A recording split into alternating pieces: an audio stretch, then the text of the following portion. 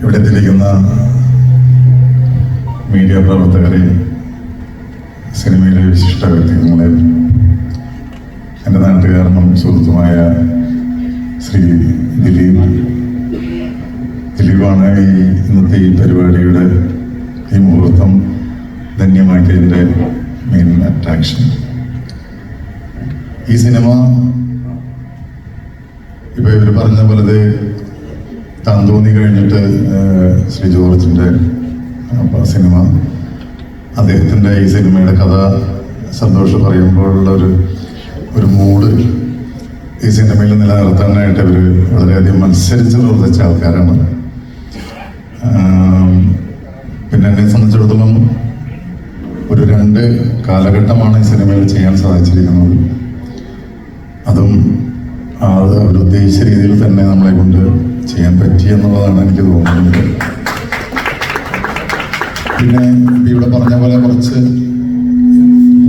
ലേറ്റായിട്ട് ഇറങ്ങാൻ ലേറ്റായാലൊന്നും ഒരു കാര്യമില്ല. കാരണം ആ കഥയിൽ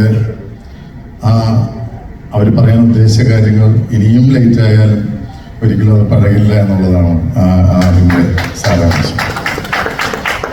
എന്തായാലും ഒരു ചെറിയ വിഷമം മാത്രമേ നമുക്കുള്ളൂ. കാരണം ഈ ഒരു നൊയമ്പ് കാലഘട്ടത്തിൽ ഇറങ്ങുന്നത് കൊണ്ട് ഒരു വിഭാഗം ആളുകൾക്ക് ഇത് കാണാൻ, റിലീസിൻ്റെ അന്ന് കാണാൻ സാധിക്കില്ലല്ലോ എന്നുള്ളൊരു വിഷമം മാത്രമേ നമുക്കുള്ളൂ. എങ്കിലും അതും നല്ലതിന് വേണ്ടിയെന്ന് നമുക്ക്, കാരണം സിനിമ നന്നായിട്ട് പോയാൽ നൊയമ്പ് കഴിഞ്ഞു ഈ സിനിമ തിയേറ്ററിൽ ഉണ്ടാവും എന്നും നമ്മൾ ഒരു ഭാഗത്ത് ചിന്തിക്കുന്നു. എന്തായാലും പല കഴിഞ്ഞ വർഷവും അതിന് മുമ്പത്തെ വർഷമൊക്കെ നൊയമ്പിന് കണ്ടമാനം ഹിറ്റുകൾ ഉണ്ടായിട്ടുണ്ട്. അതിൽ ഇതും അങ്ങനെ ഒരു ഹിറ്റാവട്ടെ എന്ന് പ്രാർത്ഥിക്കുന്നു. അതോടൊപ്പം തന്നെ എടുത്തു പറഞ്ഞ ഷിബു കുച്ചുമൂട് ഇപ്പോഴാണ് ഇരുട്ടത്ത് കണ്ടത്.